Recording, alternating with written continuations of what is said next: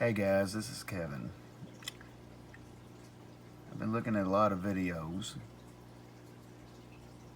on people wanting help on how to set up a dwarf tank for seahorses. So here's my take on it. This is a small 10-gallon with a VivaGrow light, full spectrum light. The light is not all that, but these guys don't need a full spectrum light or anything like that.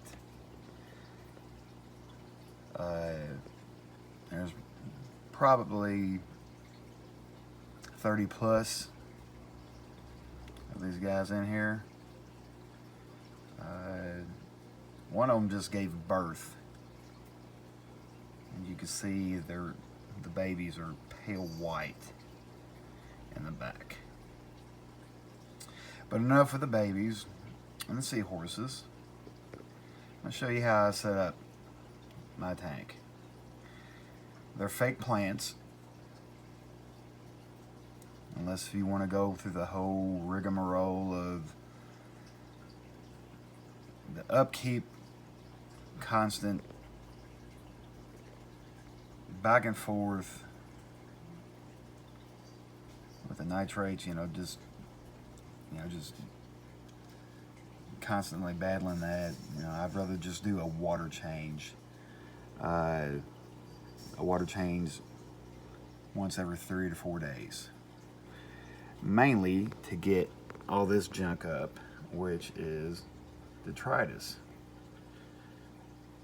And that's what really junks the water up, really fouls it up pretty good. That's why I have a fluval. It's the smallest fluval I believe that they have. It's a little C2, it's a power filter. That's around 25-30 bucks. I'd like to have had it hanging on the back, but you can't get it, can't get everything you want. But here's the kicker with this tank, and why it's become, how I believe it's become successful.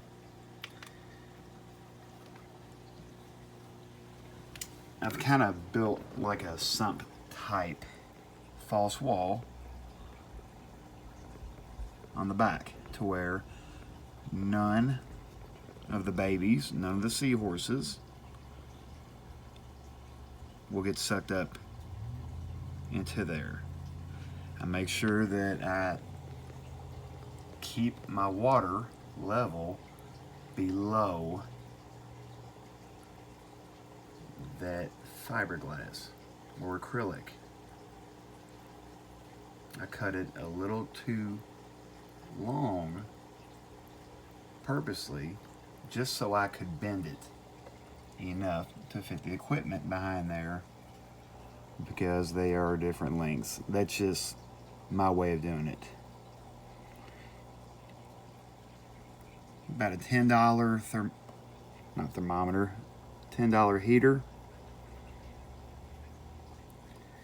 and a very cheap but effective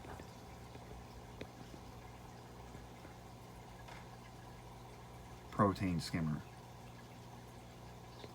That's I took the 2-inch block off, the 2-inch wood block, added the 4-inch wood block, and now we're getting the skim mate. Protein skimmer is just like an extra filter to remove all the extra detritus that is being sucked through basically from these 4 little teeth. It's kind of like an overflow, which would remind anyone that has a sump in their aquarium. That's what it, where the water travels through. The line that goes in through the back is basically just a Kroger bottle, a water bottle. But I always maintain, well, 74 degrees, you can see. But I make sure that that water level does not exceed that acrylic.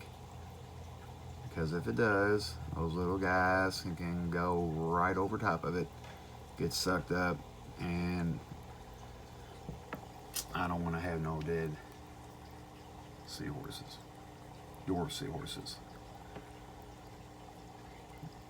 The other tank is a completely different monster. It's got the larger seahorses. But like I said, you know, it's not rocket science.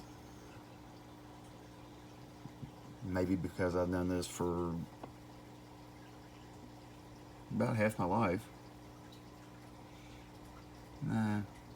But anyway, that's enough water flow for them right there. Where that acrylic cuts that water in half. And it keeps these little guys happy. And they're cute. And they're not as hard to keep as what some people make them out to be. The only thing is the feed, the live feed. These things, I don't know anyone that has bred them on frozen shrimp. Another thing is live brine shrimp, and every now and then you might want to switch it up to copepods. But outside of that, I mean, that is just, like I said, just, it's maybe was $26 for the protein skimmer. What runs a protein skimmer is a little air pump. It was a $10 air pump. It's $36. Around $20, $25. I mean, all in all, I would say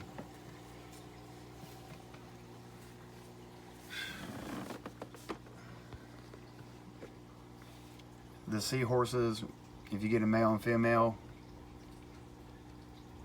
and you acclimate them correctly and feed them, they're like gremlins. You throw them in the water and they reproduce. It's no joke. Like I said, that's just my little take on it. I've seen quite a few videos on how to keep a successful dwarf seahorse tank. So, that's it. Bye.